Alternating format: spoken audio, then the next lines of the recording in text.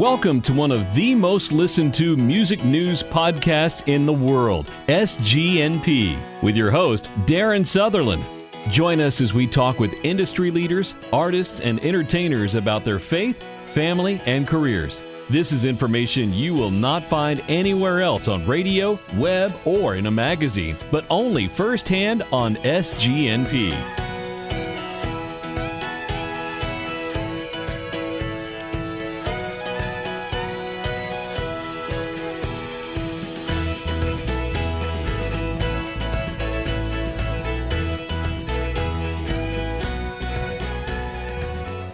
And welcome once again to SGNP. Darren Sutherland here.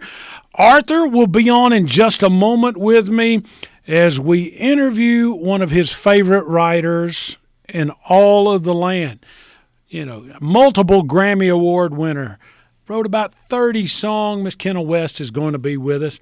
And looking forward to that interview today. Hey, if you haven't checked us out on Facebook, check us out on Facebook, southerngospelnewspodcast.com. Go back and hear some of our past interviews. They come out every Friday. So when you listen to us, it's here in Season 3.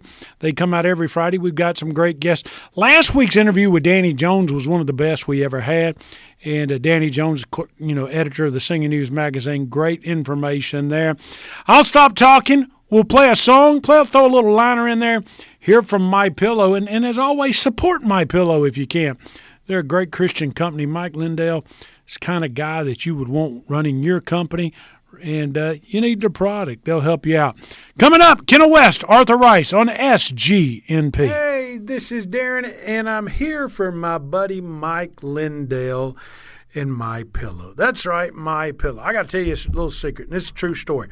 The other day I'm laying in the bed, I looked at Mary and I said, I'm going to get me some new pillows today. She said, what do you need with new pillows? You got them. I said, I got one that's decent. And I didn't know which one it was. I mean, I knew which one it was, and I pulled the cover off of it, and it was only My Pillow. The rest of them were these ones that we bought from TJ Maxx or Target or Walmart or somewhere that just had worn out their welcome. And you know what, guys? I feel like I needed new pillows. And she said, well, why don't you call My Pillow, because you like the one you got there, and tell them what you're looking for, and they'll help you out.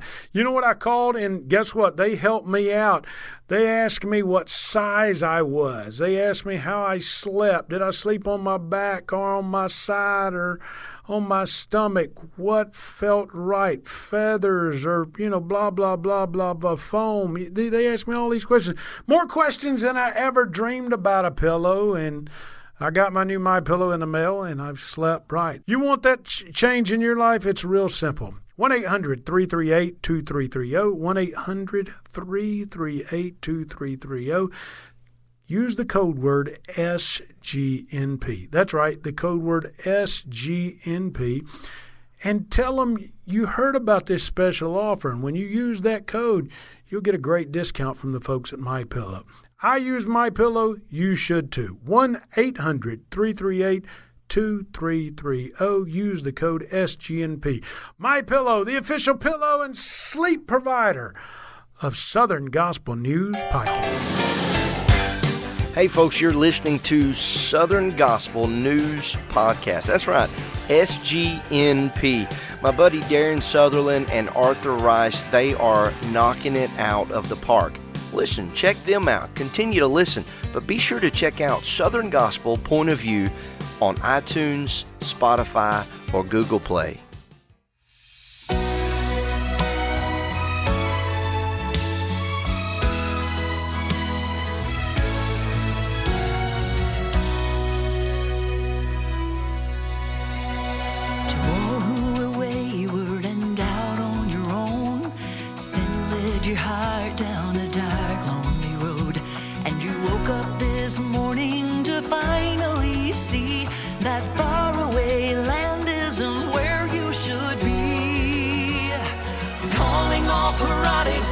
Lost in the night, the Father is waiting with arms open wide.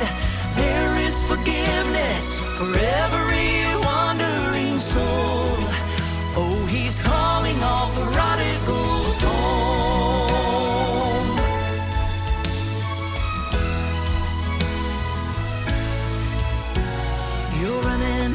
troubles and all your mistakes, a lifetime of heartaches from choices you've made. But just remember the lost can be found, and shame shouldn't keep you from turning around. Calling all prodigals lost in the night, the Father is waiting with arms. And welcome back to Southern Gospel News Podcast. Darren Sutherland, Arthur Rice, the co-host extraordinaire from Dollywood.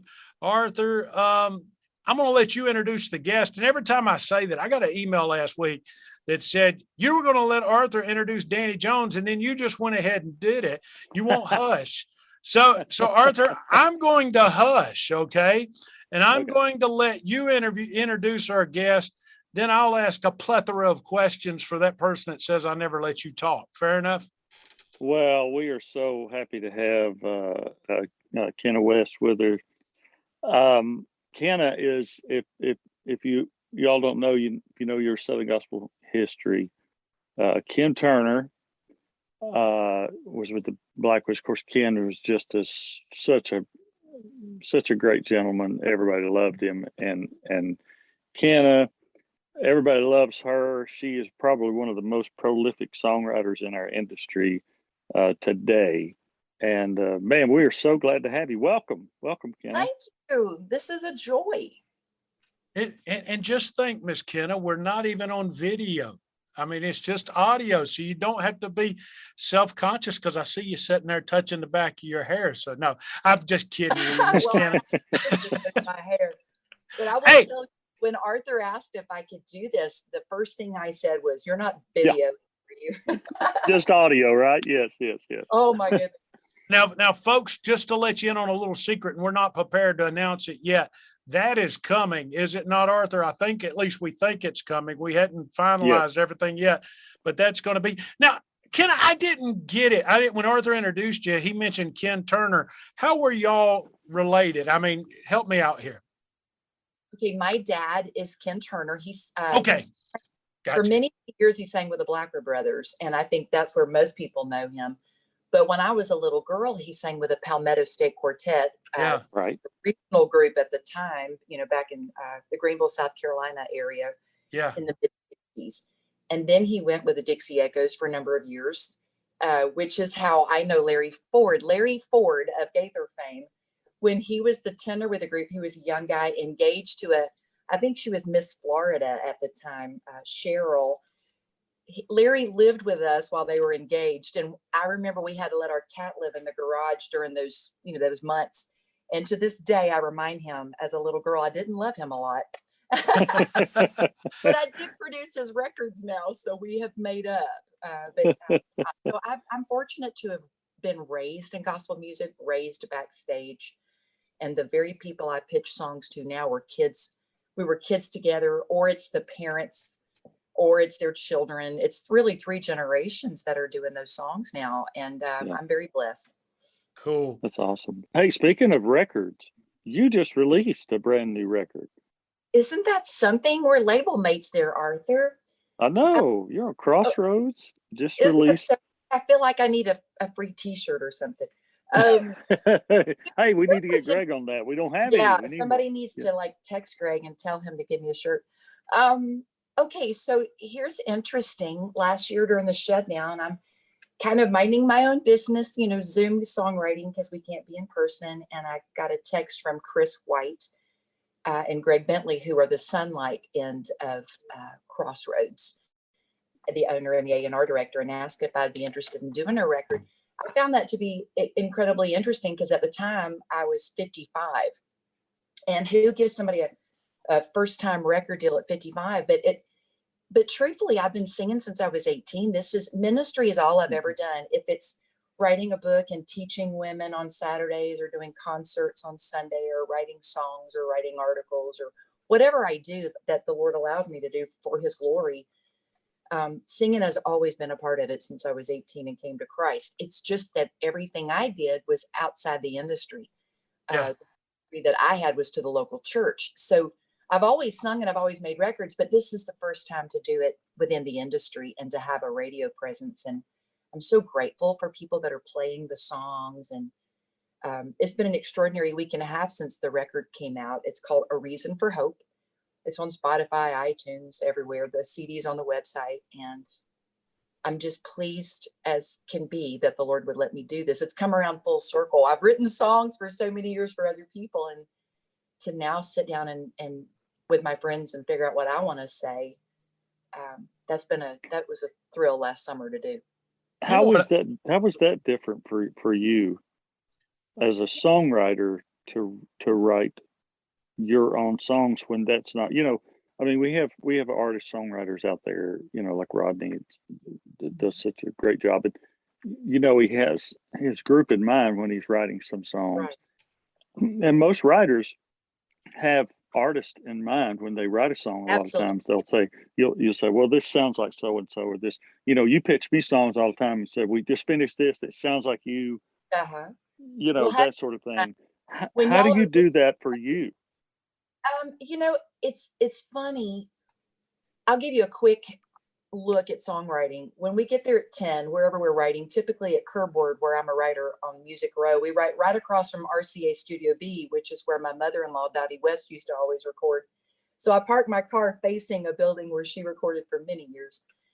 But when we go in, we grab a coffee and we have an idea. It's the title, which we call the hook. And we'll go, well, who's looking? Well, if the Kingdom Heirs are looking, how do we then take that song and make it sound like the Kingdom Heirs? Because, you can go different directions with a song. And in Southern gospel, it's so broad right now, which is so amazing. And I said this a few years ago at the Singing News Fan Awards. It's everything from progressive to Americana to bluegrass to mountain music to just everything. And there is something in Southern gospel for everybody. There really is, stylistically. So, if I'm writing for Brian Free, if Brian is looking, we'll go, well, how do we make this idea for the day sound like Brian? And I kind of have an understanding of that a little bit because Brian likes the things that I like. We both grew up in the 70s, so that little bit of 70s influence is fun. But for me, I also like, and I'm a one octave singer. I don't have a whole lot of show, octave and a half. I sing soft. I don't have high notes. I don't have the big notes. I'll put it that way. And so I want to sing things that my voice can do, where I don't feel like I'm trying to be something I'm not. And the messages need to be true to my story and that which I share when I travel. So when we were writing, to have songs that are like an octave and a half, that work with my Southern accent, that are scripturally solid, but that, when Arthur, this to be true, when you're writing for a record or working on a record, you need a 6/8 and an up tempo and a ballad and a power ballad with a big ending, all these different things, because I try to pick songs that would speak to my story, but to everybody's story, songs of faith, songs of hope. The title cut is There's Always a Reason for Hope. And Joseph Habedank sang it with me, which is really fun. I felt young and cool. I'm not going to lie. But songs they're all true to they're common to man. They speak to the needs that we all have to persevere in prayer. There's a song called Pray On. And it's just things that I need to hear. I figure everybody does. And that's how we approached it. The first song we wrote for the record, Lee Black and I wrote Doubt the Storm, which is the current single. It's the first song we wrote for this project. And it was fun. It was so much fun. I got to pick the key I wanted. And as opposed to writing it for an artist, I could put it where it was comfortable for my voice, because I don't like to sing above an A, which Arthur, you sing as high as I do. But it was a great time, and I'm really proud of it. I'm really proud of what we did. Kenna, I loved the way you mentioned there's something for everyone in Southern gospel music. I mean, you were raised, no doubt, in a family that epitomized the traditional sounds of Southern gospel music with the Blackwoods. Then your father moved on to other groups like the Dixie Echoes, and instruments were added and this, that, and another. And then you've mentioned the Brian Frees of the world that were a little more progressive. Then I see you've wrote Dove Award winning songs for other artists. And yes, you've gotten progressive. with groups like the Martins, the Booth Brothers, the Oaks, even my good friend Mac Powell and the Oak Ridge Boys and all that kind of good stuff. Is there one form or format that you just really love? Or are you like me, just a mutt dog that loves every bit of it and can embrace it all? I tell Arthur all the time, I said, I'm the only guy in the world that can be listening to the Primitive at 1 second, and then all of a sudden hear Gaither Vocal Band sing Alpha and Omega, then switch over to Karen Peck and New River, then the Americana sounds of the Nealons. I mean, are you like that, or is there one particular sound that you just really, really embrace? No, I love it all. It's all true to me because, again, growing up with the Blackwood Brothers, that's quartet, and so I'm familiar with that, and that's we write. I can put that hat on, so to speak, that musical hat, and try to write for Arthur or even like the Perrys' "Never a Time" or songs by the Kingsmen or different ones, or a Greater Vision cut. "You've Arrived." It was a single last year. It was their title cut. So that's very true to my heart. So is writing Americana, because it really has to do with the music that I grew up on and what informs what I write now. Like when I was a young person, we listened to everything from the Statesmen and the Blackwood Brothers to Patsy Cline and Jim Reeves to Larry Gatlin. And remember Dave Rowland, when Dave Rowland had Dave and Sugar. It was harmony-driven trio in country. And I love the Statler Brothers. I loved the Imperials of the 70s, which sounds just like progressive Southern now. Yeah. Mm-hmm. I think probably because that is a large part of my growing up years. It's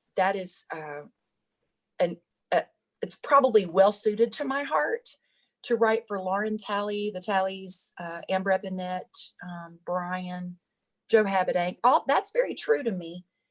And it's interesting, my very first publisher was with the Gaither Company, Spring Hill.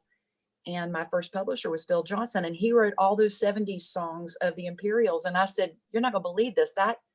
That's everything I write right now. Progressive Southern is really the Imperials of the 70s.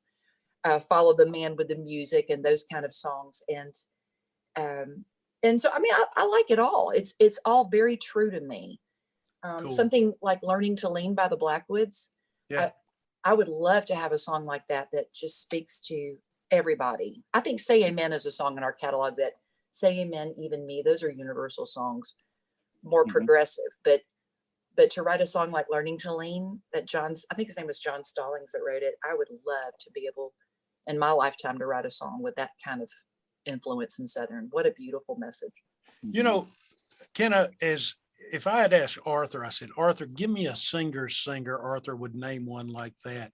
Give me a writer's writer, Kenna. Give me someone that's a writer of gospel music that you look at and say, wow, everything they pen seems like it's a number one song. I mean, you've won Dove Awards, had countless number one songs, but someone either past or present that you look at as like, wow, I wished I could have just half the afterthoughts that they had.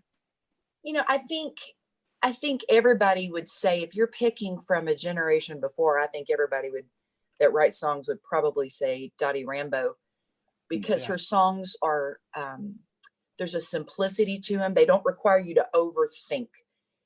She says it in a poetic way that just pours over you and you receive the song. Does that make sense? It's well written.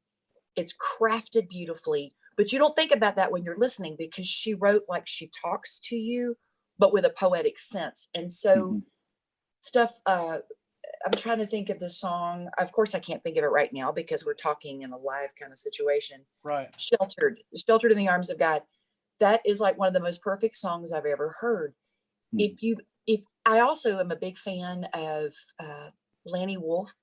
Lanny Wolf song, The Night I Came to Christ. I was 18 and I heard More Than Wonderful, and it changed my theology. I'm going to answer your question in a minute, but I'm getting there. I was raised, I thought God was just always mad at me and I couldn't please him. And I was afraid of the Lord. And yet in this song maybe an hour after I came to Christ, I heard the song. It said, I marvel just to know he really loves me when I think of who he is and who I am. And I burst into tears. I'm like, you really? That was new to me. And so I realized the power of a song, because you can write theology, doctrinally sound songs, and share the gospel in 3.5 minutes. And so I spend myself doing that.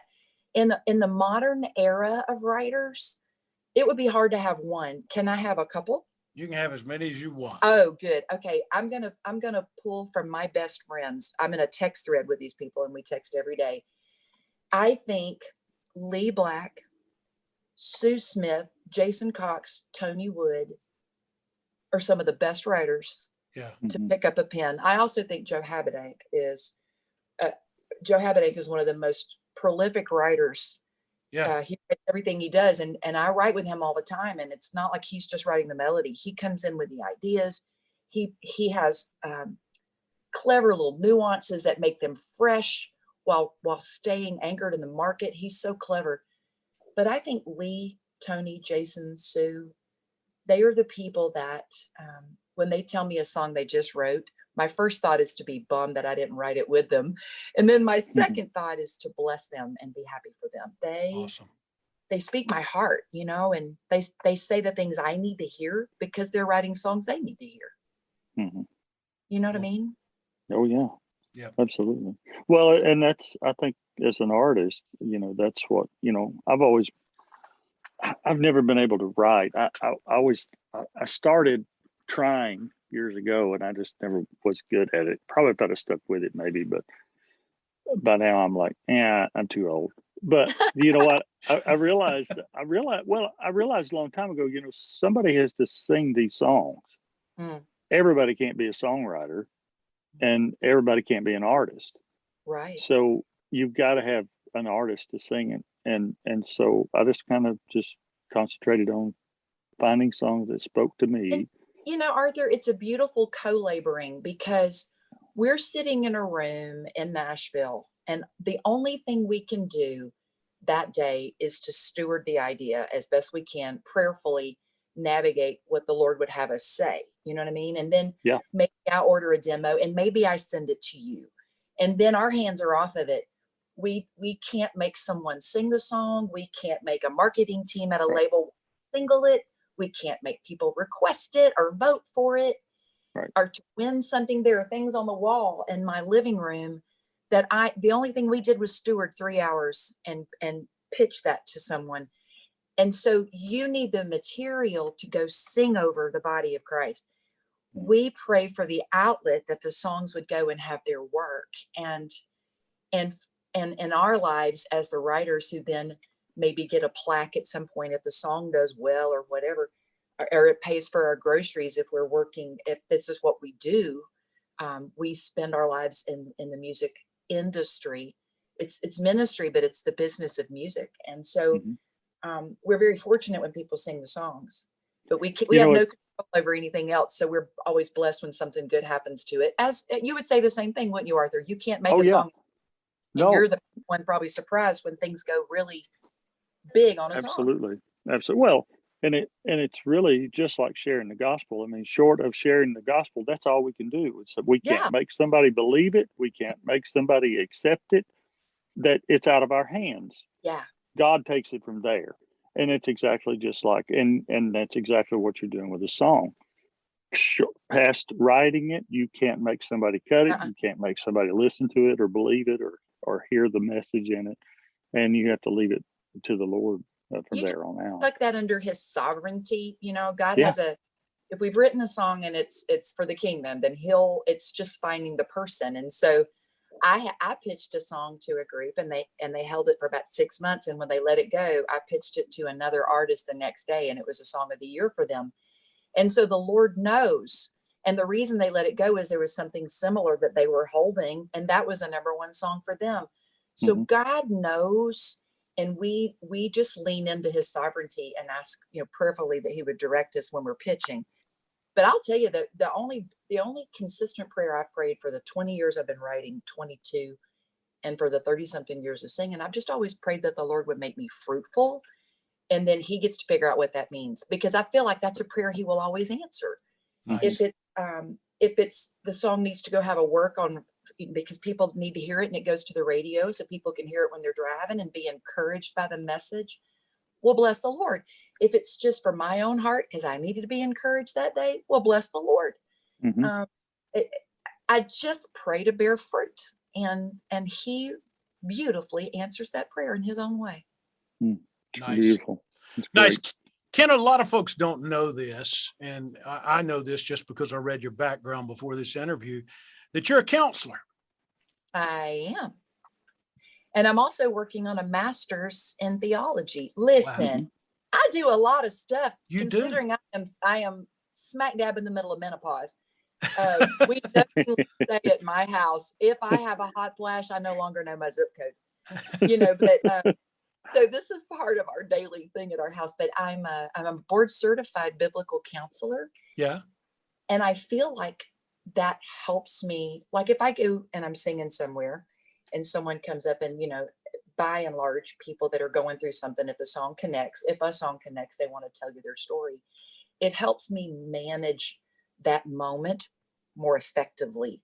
Gotcha. To know what to say and how to help and when to steer them to more help. Or it helps when I speak on Saturdays or when I write I have a book out, it's on the website, or different things.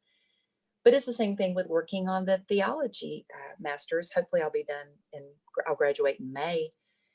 Man, it just informs the songs. It informs what I write. It makes me better. You know what I mean? Yeah. It makes me better.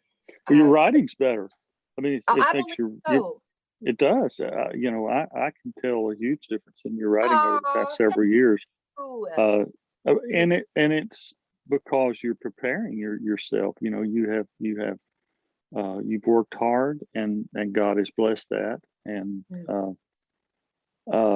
it shows that you have prepared yourself. And that is a great compliment. Thank you. I know that when I was there's a class called Theology Proper. It's the doctrine of God. And one of the things you learn in that class are like the attributes of God, his qualities or characteristics. And some of those we can't experience because they're so wholly other. And then there are some that are communicable, like his loving kindness and his grace and his mercy. And I've written songs on a couple of occasions. One is on my record. It's called Our God is Good, where we were writing the bridge, and it had all these attributes of God, and different ones were being suggested. And I said, if we stick to the list of communicable attributes, that stuff of God that we can know, his mercy and his faithfulness, it would be consistent in that bridge. And they're like, well, sure, happy to, but in my head, it was a necessary thing, because that way we're staying true to that part of God that we can all know and experience here as his, as his children. And so I think it makes the songs better. I really believe that, because it's knowing a little bit more of his word. And you know how it is, the more you learn, the more you realize you don't know anything. Oh man. Wow. The longer I do, the more I realize I don't know. I've got to ask this question about your pop before I get out of here. Okay. And I guarantee you've never been asked this question before, but it happened in my living room when I was 7-8 years old. Okay. Okay. Like Arthur, I grew up that independent Baptist kid, hair over the ears, hair off the collar. That's the way you wore your hair to church. Okay. Gospel singing Jubilee comes on. Okay. There stands your dad. This is the maybe 76, 74. I don't know. I'm 51 years old. So you tell me the time. So I maybe he was with the Blackwoods. I don't remember who he was with at the time. Blackwoods 71. Okay. So somewhere around there. He could have been with the Dixie Echoes at the time. I don't remember. Okay. All I remember is his hair went from being straight to having like a perm. A perm. Yes. Yes. He had a perm. How much grief did he get from the gospel music world of going to a perm? Because in my church, they wouldn't have let a man do that. I'm just saying, really? Yes, back in the day. Everybody had a perm in the 80s. I could take you to most every gospel record where you feathered on the side and permed in the back. Yeah. But yeah, that had to do with male pattern baldness. Yeah. And Okay. some of that, followed by hair color, and now he has shaved the mustache. His hair is fully gray, and he is 85, 86. That's cool. Wow. 86. That's cool. Wow. And he still sings every weekend with Wow. so I think he could maybe go back to your church now because the perm is grown. There you go. There you go. No, hey, this was long years ago. This was Bob Jones' time in my life. So we'll leave that at that. Well, the And perm around 76 or so, because 78 was when Learning to Lean came out, and he had the perm on that record. So There you yeah, go. mid-70s. Yeah. Yeah, the perm. I know you've never got that question, but that's I kind of have funny. never. But a well-asked That's question, nonetheless. There we go. Well, before we get out of here, once again, Kenna, tell everybody where they can find you, where they can find your music and all that kind of good stuff. Well, you can go to my website, which is all three names, KennaTurnerWest.com. And I'm on all the socials. There's Kenna Turner West Music on Instagram and Facebook. I have a Twitter account, but I really never use it. But follow me on the socials, because that way, if I'm coming to your area, you can find out where I'm going to be singing. And also, I try to help when artists cut songs and they're charting and stuff, to share that information. It's my great joy to pass that information along too, and help my friends promote their music.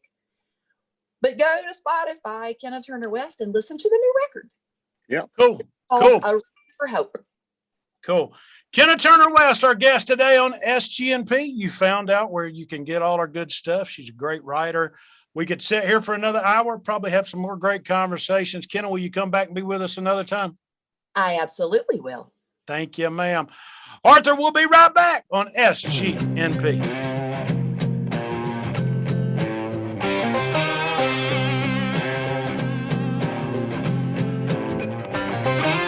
Family is all together, sisters are crying. Brother is gone and there's no coming back from dying. Just imagine the scene that day in Bethany. Someone said the healer's coming, Jesus arrives. Martha said if you'd been here, he'd still be alive. Our Lazarus was gone, 4 days behind the stone. But a brother can't stay down when Jesus calls you home. When he cries out, the rocks they start rolling. When he's near, the hopeless start hoping. I am the resurrection. Yeah, that's what he said. And when he speaks, dead things that don't stay dead. Oh, no, they don't. No, no.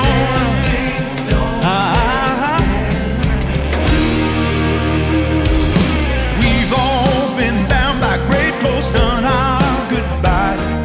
Should have been shut down by the trouble, but I'm tested. Well, great interview with Kenna. If you're wondering where Arthur is, I'll just be as transparent as I can.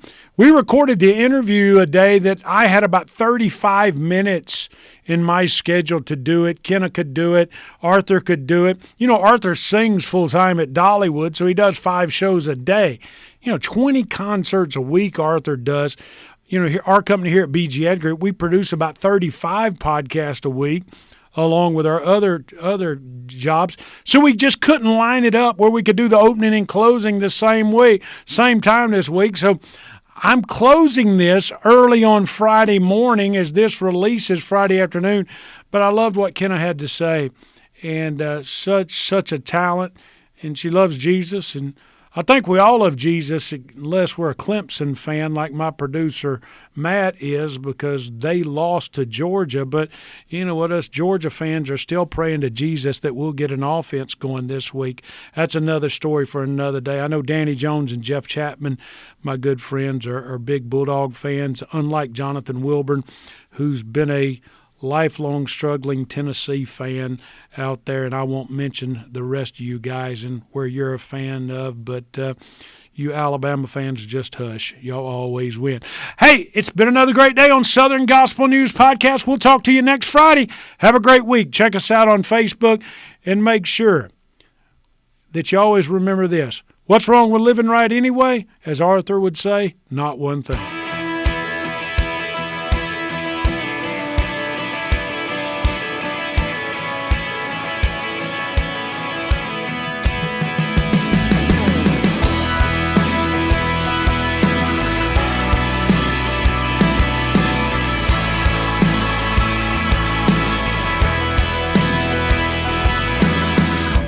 Life ain't easy, no matter who you are. From the preacher man wearing that three-piece suit to the guy in coveralls fixing your car. Thank the Lord, I don't have to walk this life alone. I got someone stronger than me, keeps me singing this song. I've been through the fire, been through the flood, battled the storm, walked through some mud, but thanks to the blood, I'm still standing. Been through some trials, been through some pain, been through the valley, but I overcame. All by the power of His name, I'm still standing, standing. Lord knows I've tried to do it in my own strength, but it didn't take long till the wheels came off and I tripped and fell flat on my face. That's where Jesus found me, set me on my feet again. Told me everything's gonna be alright as long as I'm leaning on Him. Been through the fire, been through the flood, battled the storm, walked through some mud, but thanks to the blood, I'm still standing. Been through some trials, been through some pain, been through the valley, but I overcame. All by the power of His name, I'm still standing, standing, standing, standing, standing on the promises of Christ, my Savior. Standing, standing, standing on the promises of God. Been through the fire, been through the flood, battled the storm, walked through some mud, but thanks to the blood, I'm still standing. Been through some trials, been through some pain, walked through the valley, but I overcame. All by the power of His name, I'm still standing, standing.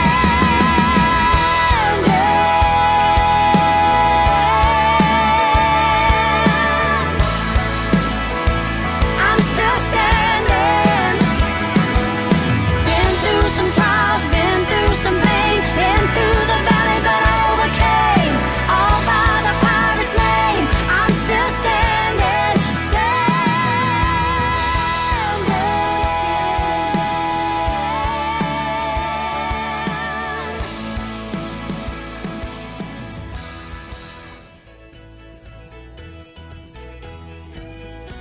SGNP is excited you chose to listen today. If you'd kindly leave a remark and rating in the podcast remarks section, we surely would appreciate it. Please share with a friend or family member.